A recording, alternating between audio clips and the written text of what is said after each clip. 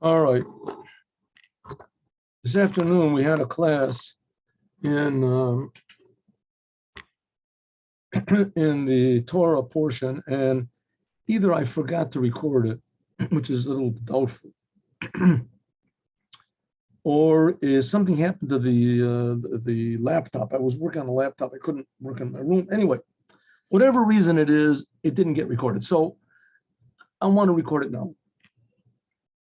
What is it talking about? What's the subject? The subject is the blessings that Bilam, the arch anti-Semite, blessed the Jews against his will.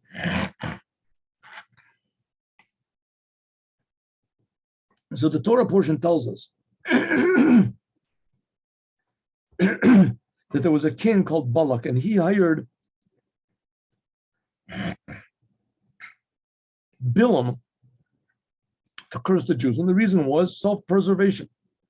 The Jews were, after they were released from Egypt, they were claiming the lands that God promised to them. And one of those lands was going to be the kingdom where Balak was, Moab. So he realized that the Jews could not be defeated in any conventional way. So he heard that there was this person called Bilam. And Bilam was a super curser. He knew how to curse. He could curse anything. And his curses always took place because he knew exactly when to curse. He knew at the very moment when God was angry at the target of his cursing, whatever. So we left last time that he made two attempts. He went up on this hill or a mountain, and he made all sorts of sacrifices on 7 altars, and it ended up that only blessings came out of his mouth. And today, what we learned today,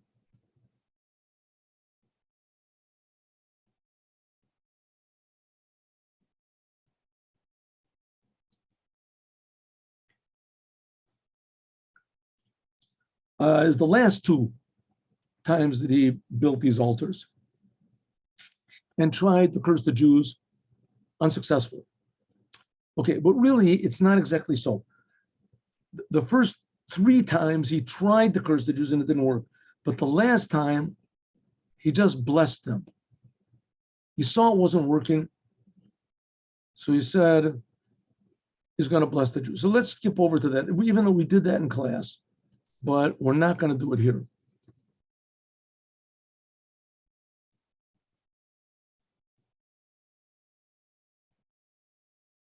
Yeah, good.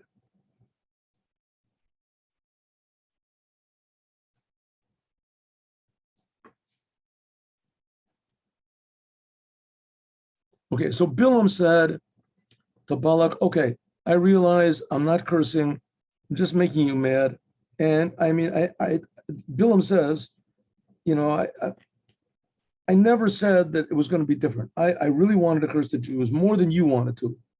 But I told you that I can't do anything that God, the creator of the universe, the God of the Jews, allows me to do. So he said, okay, now I'm going to go back to my people and I will advise you. And Rashi explains what type of advice did he give. He said, listen, you can't curse the Jews. It's not going to work. But one thing is the God of the Jews hates licentiousness. Let's see if we can get this. What's the advice? He said, Elohim shel Elu, the God that the Jews worshipped, Sone Zima. He hates, how do you say, loose sexualness. Sex is between a man and his wife. Get married, that's sex. Any other type of sex is forbidden. And so he gave them advice. He gave advice to Balak. Dress your daughters up like prostitutes. Put little idols around their necks. Baal Peor. Or, yeah. And the Jews will go for it. You'll see they'll go for it. The Jews are really susceptible to this. And that'll make God mad, and then you can get them. Okay, we'll see that that's what really happens in Shittim in the end of this week's Torah portion. Okay, ready? Let's go.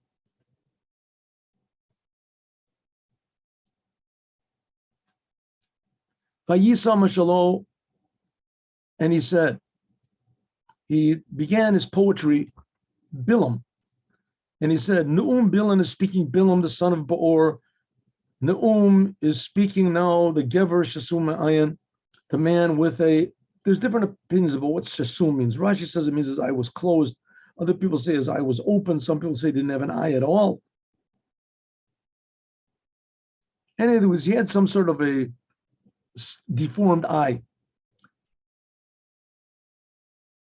Now is speaking, Bilam's talking about himself. Is Shomea Imriel, the one who hears the words of God, V'yadei das elyon, and knows, can look at the world from God's point of view.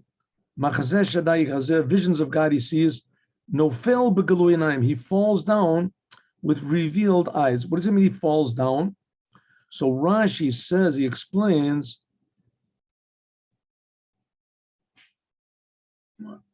here. Oh, he said it before. Because he was uncircumcised,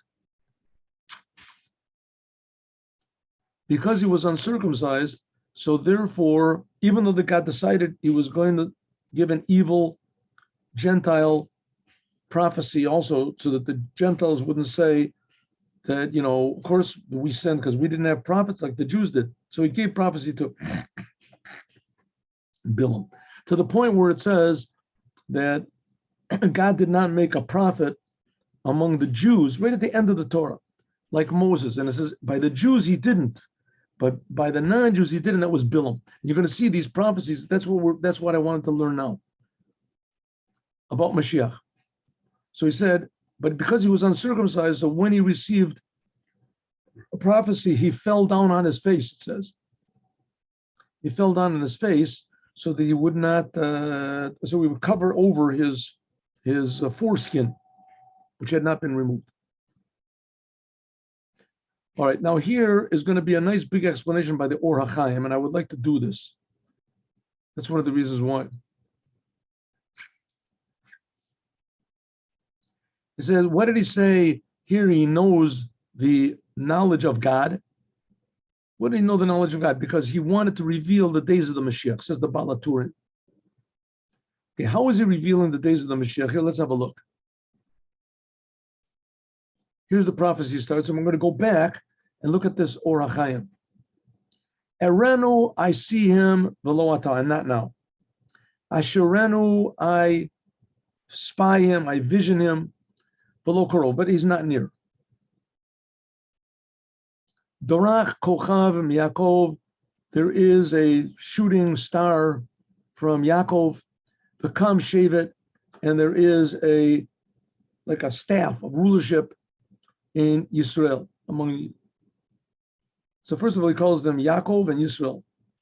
Machatz pasei Moav, he will crush the feet of Moav. Moav, that's where Balak comes from. V'karkar kol b'nei Shet, and he will subdue all the people of Shet. Now, who is Shet? Rashi says that's all mankind. All mankind comes from Shet. Shet was the son of Adam. Kala umot, all the nations, that all of them came from Shet. Shet was the son of Adam. Right after Cain killed Hevel, so Shet was born. There's this karkar, means that he will to dig up. He will uproot, turn over all of the nations of the world. Okay, so here we see in this prophecy, there's more to it, but here we see something interesting. It says the same thing. It makes three statements, and each one, it basically says twice in different languages. I see him, but not now. Right? That's one. I spy him, but not nearby. So he sees him, and he espies him, whatever he looks at him. Same thing. I see him, and I espy him. It says, I see him, but not now. I see him, but not nearby. Next. there will come a star from Yaakov and a leader from Israel. Same thing. A special person is going to come from Yaakov and a special person from Israel. Next, he will destroy the feet of Moab and he will overturn all the nations of the world. Okay, basically the same thing. He's going to win different battles. So what is it talking about? So the Rambam says it's talking about two Mashiachs. Two Mashiachs. The first one is King David. And the second one is the Mashiach ben David that we're waiting for. Mashiach, son of David. Everyone seems to agree that it's talking about Mashiach. Well, we'll see. The HaChaim is going to say that according to some opinions, the one is talking about Mashiach ben David, and the other one is talking about Mashiach ben Ephraim, he calls it, or Mashiach ben Yosef, some people, that he's going to die. Okay, but this is all prophesizing about Mashiach. Let's have a little look over here at what Rashi says.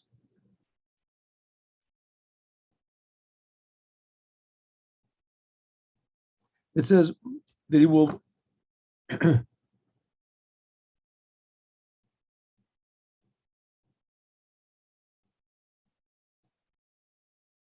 sorry, 1 minute.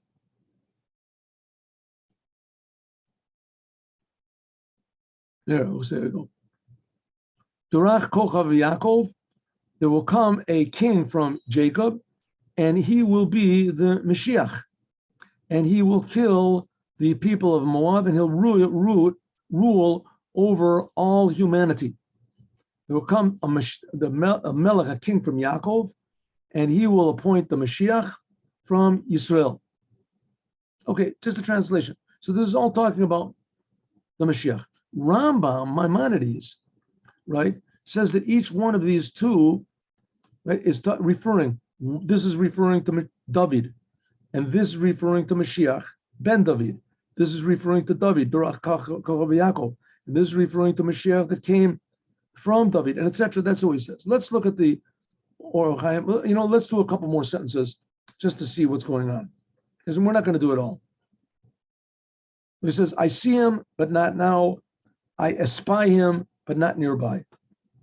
A star will come from Jacob, will rise up from Jacob, and there will be a ruler from Israel. He will destroy Moab, and he will overturn, or he will control all of mankind. All of mankind. Pretty good. Mashiach. Edom, Yeresha, Edom will be his inheritance, and Seir will be also his inheritance, and Israel, who is his enemy, and Israel will make Chayil. Now, who is this Edom? It says that the Jewish people are presently, since the Jewish people have undergone 4 exiles. And this is hinted at also by the 4 cups that we drink in the night of the Passover, and also the visions which were in Daniel and etc. 4 exiles. The first one was in Egypt, of course. And the second one, we got out of Egypt, and then it was in Babylon. The Babylonians, they destroyed the first temple. And then in the second temple, for a while, the Greeks ruled. And then after that, the Romans, they took over. Edom, the Rome, which now seems to be that it's the church. I mean, they're the ones that are the big enemies of Judaism. So it says Edom will be how do you say, defeated. And Seir is supposed to be the power from Edom, the mountain of Edom. I don't know what that means. Maybe it's Vatican, I don't know.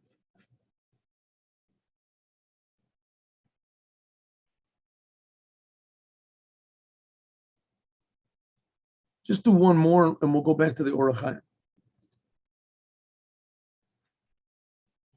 Vayered Miyakov v'ha'avir Sarid Meir. He will come from Jacob. 1 second. Excuse me 1 moment.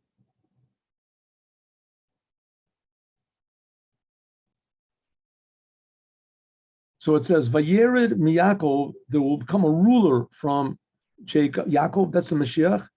V'ha'avid Sarid Meir, and he will destroy all the remnants of the city. What city is it? Let's look at Rashi. Rashi, it says that a ruler will come from Yaakov. Means there will be a ruler. There'll be a ruler from Jacob. Ve'evir Sarid Meir, and he will destroy a big city of Edom. And this is the city of Rome. Romi, that's what he says. And it's talking about the Melech HaMashiach. In other words, David will do some, but Melech HaMashiach will finish it up. Like it says, Ve'yirid miyom el yom, they will rule from sea to sea. V'lo yasurid lebeit Esav, there will be nothing left of the house of Esav. In other words, of that religion. Let's do a little bit more, because it's very interesting here. Vayaret Amalek, he saw Amalek. Now, what is Amalek? Amalek is a nation that God created that hates the Jews, that is willing to die in order to kill the Jews. We saw this in a really revealed way by the Nazis. I mean, there were the SS men, they loved death. So they went to just to kill or to be killed. They didn't care one way or the other. So that's Amalek, it loves death. Now Amalek is really sort of ruling over the world because death has become a very, how do you say, a very big commodity nowadays. Death, killing, babies, having abortions, not getting married, and scaring everybody with death also. There's going to be the corona, there's going to be global warming, there's going to be overpopulation, et cetera, et cetera. Reishis goyim Amalek va'acharito arei Ovid said the first of the opposers of Judaism was Amalek. When the Jews came out of Egypt, he was the first one to war against them. And a Chassidut that explains that all of the bad character traits that a person can have, anger, lust, etc., that's represented by the non-Jewish aspect inside of each Jew. And Amalek is the granddaddy of all of them. Amalek is pure egotism. He's willing to die than to give up his egotism. God is not going to rule, no matter what. And that's really what's going on in the world now. And we're going to see how the Jews are going to destroy this Amalek. His end is going to be total destruction. Okay, let's go back to the HaChaim. Let's see if we can do this a little bit at least. There's more to the prophecy than that.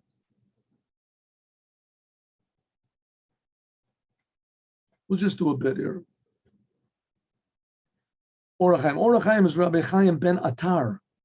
He lived in the time of the same time as the Baal Shem Tov, but he lived in like Morocco. HaChaim, Kadosh. There's some very amazing, incredible stories about him, and he writes about himself that he was the Mashiach, that he is the Mashiach. The Baal Shem Tov never claimed that he was the Mashiach. All the rabbis of Chabad that came afterwards, they were the Mashiach of their generation. But in his generation, the HaChaim was Mashiach. Okay, so he said, these sentences we just finished reading, remember I told you about it? I see him, but not now. I look at him, but far away. These sentences are doubled, Shevet, etc., doubled, because it's talking about the Mashiach. And it's explained in the words of, by the rabbis. Now, what did I say? Some people say that this is talking about, the Rambam says it's King David is the first Mashiach, and Mashiach ben David, that's the one we're waiting for. And HaChaim is going to bring, some people say, no, it's talking about this double language. The first one is talking about Mashiach ben Ephraim, or Mashiach ben Yosef, that he's going to die. He's going to prepare the way. Some people say that that's the previous Lubavitcher Rebbe. His name was Yosef, and he fought actually against the communists. And by spreading out Judaism, they put him in jail and they sentenced him to death. And he defied them totally, and he got out. So who knows? But the HaChaim says a little bit different. This double language is talking about two ways that the Mashiach can come. It says, Be'ita achishena. There's a sentence in one of the prophets that says, the Mashiach will come in his time or quickly. Zachu achishena. If the Jews are meritorious, or if they're lucky, let's say meritorious, then it'll come quickly. And if not, then it'll come at the last possible time. Means it'll be very distant. This is the sign. We are now in the beginning of the 6,000th year. That's what he lived 300 years ago, right? So that was the beginning of the 6,000th millennia. Okay, anyway, this course, that's going to be the end. In other words, now if he comes now, he's really late. And this corresponds to these two appointed times when Mashiach can come, either quickly or at the very last moment. There's two sentences in the Torah that indicate this. What we're talking about here, Erenu, right? What's the sentence say? Let's go back to the sentence here. Here. Erenu, I see him, and not now. I spy him, I view him, but not nearby. Then there's another double. There will come a star from Jacob and a ruler from Israel. Okay, let's go back, and let's see how he explains it.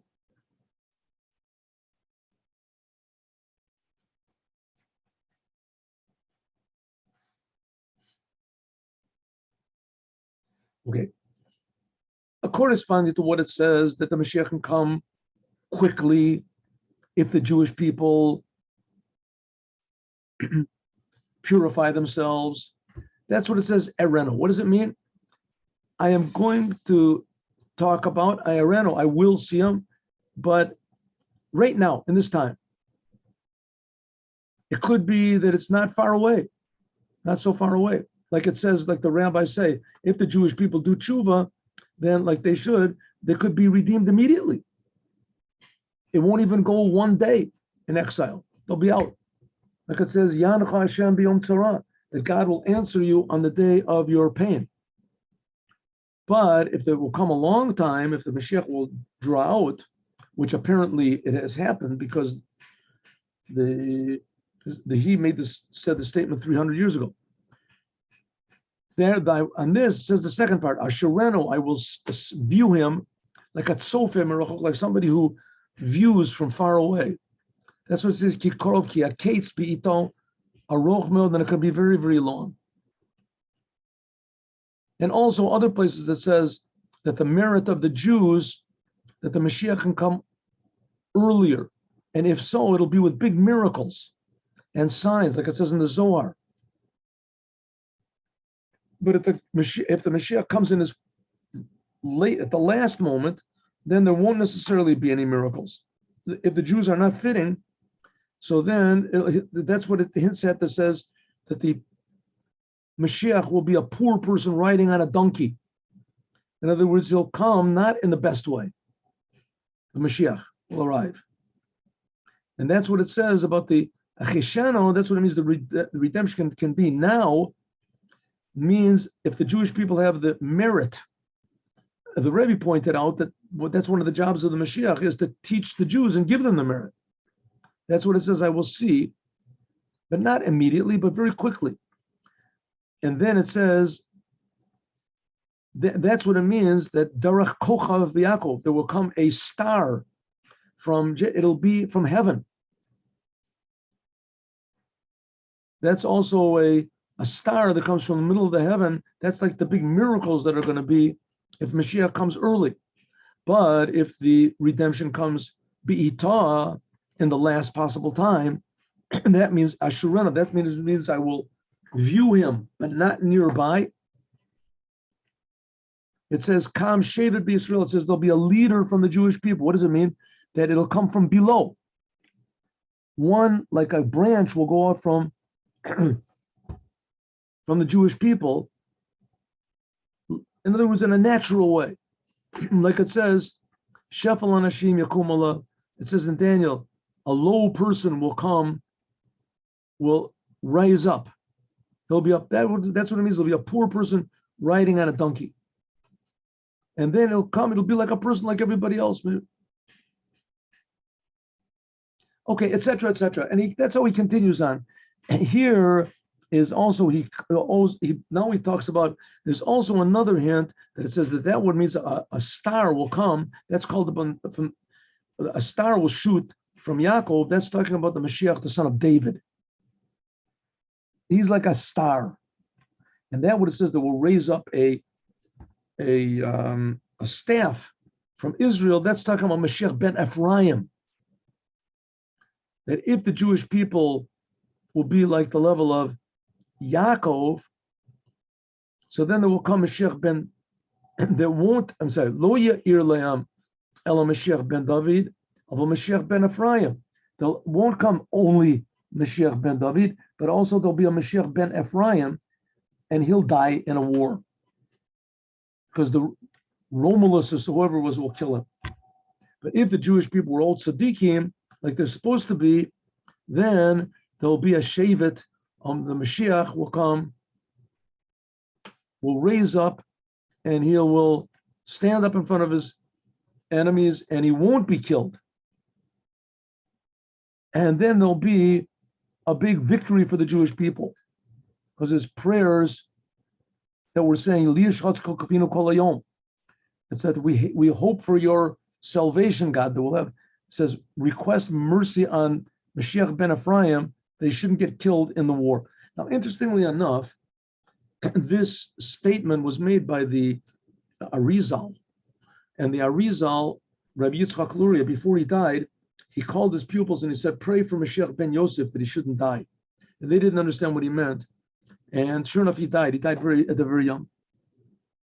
Okay, etc., etc. He continues on in this beautiful vein, and that's the point that the Or HaChaim HaKadosh, Rav Chaim ben Atar, he makes explanations on the Torah. So we see how deep everything is and how vital and accurate and real the words of the Torah are, and how it's so very important that they should be interpreted properly by holy people.